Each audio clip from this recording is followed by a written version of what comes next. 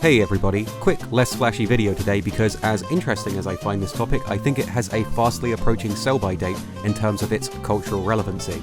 So, if you're not aware, Netflix recently released what it's calling a remixed edit of the 4th season of Arrested Development. The 4th season of the show was a bit of a troubled beast. While it was received with open arms initially, opinions on it have only really soured over time. Actors couldn't get their schedules to align, so a show previously known for the fantastic interplay of the characters had to compromise, with each episode of the original cut largely focusing on a single member of the Bluth family. This was especially painful as it was the first time we had seen them in so long after the show was essentially in limbo for 7 years. The joy that fans and critics felt when the show came back on was, in time, replaced by a sad longing for a show that had previously been. That said, whatever unfortunate setback Season 4 had, it was what it was, by design. Maybe that design was a reaction to a less than ideal circumstance, but it was complete. When Netflix announced they were going to be re-editing the 4th season of the show into what they called a more traditional cut, where events transpire in a more chronological order and there's more overlap between the characters, I have to admit, it set alarm bells off. Not to reveal too much of my personal life, but for a while I worked as a script editor, and something I could always tell was when a scene from one part of the script was copy and pasted into another part. Arrested Development in particular is a series that prides itself on its comedic twists and turns, its multiple threads, recurring jokes, and wonderful late-game payoffs that make you view the season in a different light. Rejiggering an entire season of television, let alone this show, seems a Herculean feat. So, how did they do? Well, before I continue, I'd like to preface what I'm about to say with 2 points. First off, despite my criticisms, Season 4 Remixed is interesting, especially if you're familiar with the original cut and editing in general. Secondly, I don't want to infer that those in charge of the re-edit did a bad job. They did a terrific job.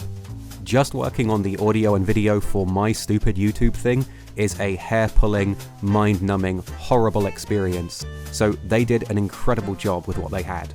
But with that all out the way, I'm sorry to say, but it's kind of exactly what I thought it would be.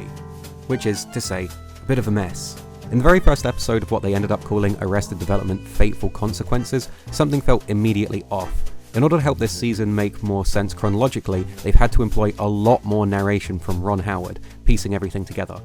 While in some episodes it wasn't so bad, in others it was just bizarre, making you feel like you were reading the Arrested Development wiki rather than watching the show itself. Years earlier, after securing funding to build a housing development, he knew there was only one someone else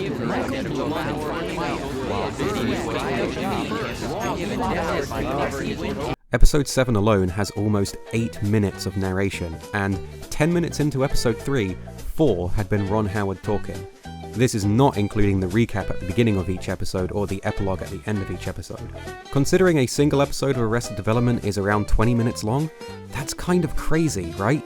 More troubling though is that some episodes can't even be saved by this Ron Howard narrative glue and end up feeling completely structureless. Plot points will disappear for hours of runtime only to be brought back for a minute or two, then dropped again for another hour or two, then take up half an episode. Sometimes the narration will bend over backwards trying to find some thematic or narrative connection between two events to justify cutting between them. It's not quite enough to give you narrative whiplash, but it is enough to make you feel like an episode isn't going anywhere. A lot of the jokes and stories in the original cut only lasted an episode or two. Now they're peppered out throughout an entire season. Whereas in the original cut, each episode had a beginning, middle and end with characters having arcs and situations changing. Here, lots of episodes just feel like flimsy connective tissue, desperately trying to link everything else together. Seeing as the show is going to be binge-watched now, it's kind of hard to notice this, but a lot of episodes on their own just kind of feel like nothing. That's the same with a lot of characters too.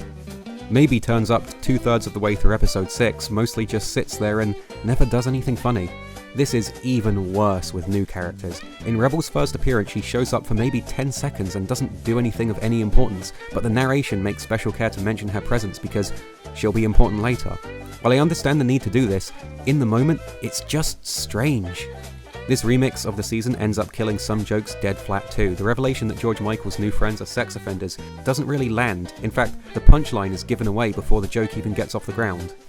Counterintuitively, presenting the story in a chronological order ends up making it feel incomplete and weird. The final episode begins with a scene that feels like the conclusion of another episode, and as such, it doesn't carry any weight to it at all. It feels like the final episode of the series could have been placed at any point throughout the runtime of Fateful Consequences, without it impacting the tone or feel of the show at all. So, are there any positives? Well, of course there are. When it works, it really is nice to see so many of the characters in a single episode. It's also my opinion that this show, and some others, might work better as shorter 20-minute long episodes than elongated half-hour ones. Tony Hale's, I'm sorry, awful scenery-chewing performance in Season 4 is now mercifully spread out rather than condensed into a single half-hour. And occasionally, there are even jokes that work better in the new cut than the original. Like the rest of the world, I had my problems with Season 4, but trying to mangle and distort it into something it's not, especially something they don't have the footage for, isn't the way to fix it. And in fact, the idea of fixing media is an interesting and strange concept to begin with. Who is it being fixed for? The creatives or the audience? Is the audience owed a fixed version? And if so, do they even want it? What if they don't know what they want? What kind of precedent does it set to give an audience something they want, even if they can't really deliver on those promises? This isn't like Blade Runner, where a creator's vision was compromised by a studio. There's no way to edit around the schedule conflicts that made Season 4 the way it was. And yet, now Fateful Consequences is also the default way this season is being listed on Netflix. If you want to watch the original cut, you have to go into the trailers and more section for the show. To me, that's kind of sad, that a show designed one way, written one way, conceived one way, filmed one way, edited one way, and released one way, is now an afterthought. If you're a new viewer for the show now, is Fateful Consequences going to make sense, or is it going to seem kind of strange and weird? Why is everything edited this way? Why is Ron Howard talking so much? Why are the characters flitting in and out of each episode? Even if this edit wasn't meant to be a way to fix the show, and just a way to get dummies like me to rewatch it, it's how most newcomers are going to experience it now. Also, some subplots have maybe aged a little weirdly.